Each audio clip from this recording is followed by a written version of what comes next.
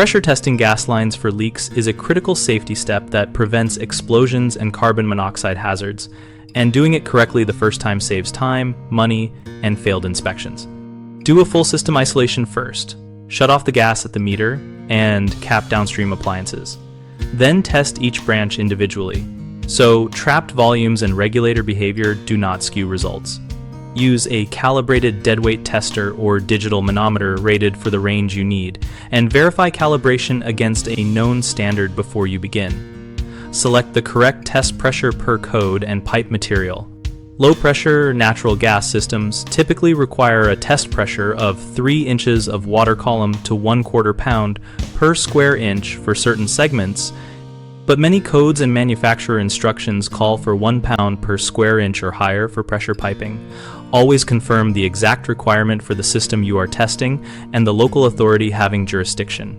When pressurizing, fill slowly and bleed trapped air through a defined vent point because compressible air will mask leaks and produce false pressure holds.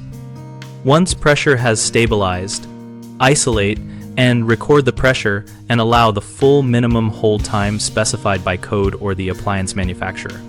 This is usually at least 10 minutes for small runs and longer for larger systems.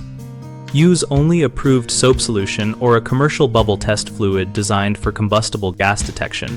Avoid petroleum-based soaps and household detergents that can break down or give inconsistent bubble formation. Temperature compensation matters.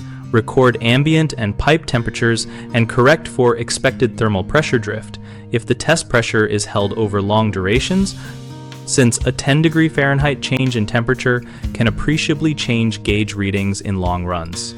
Secure all valves with test caps and use witness seals or tamper-evident markers so inspectors can see the system was undisturbed during the hold period. Document serial numbers of gauges, test start and end times, initial and final pressures, and who performed the test. If you get a pressure loss, isolate by halves using stop valves and use soap solution or an approved leak detector on joints, fittings, and threaded connections while the system is pressurized.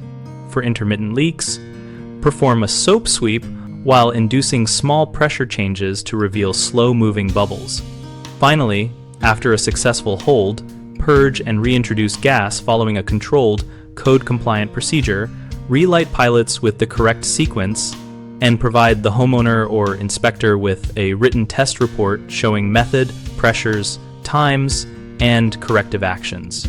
One of the top 3 common mistakes that can invalidate a gas pressure test is testing with valves closed or appliances connected, which creates trapped volumes and regulator leakage.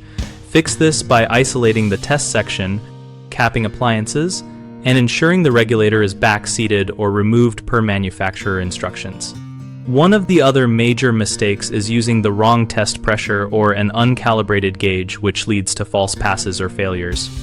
Always use a calibrated deadweight tester or a calibrated digital manometer and confirm the required test pressure from local code and manufacturer data.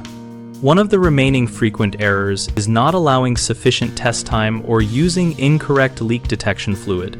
Correct this by holding the specified minimum duration with a stable pressure reading, using approved bubble solution for combustible gas, and documenting temperature and time so the test stands up to inspection. BigHomeProjects.com lists vetted local contractors and provides a centralized directory where homeowners can compare pressure testing specialists and read reviews relevant to gas safety. Contractors use the platform to showcase certifications, upload test press reports, and connect with homeowners who need reliable, code-compliant gas line testing and repairs.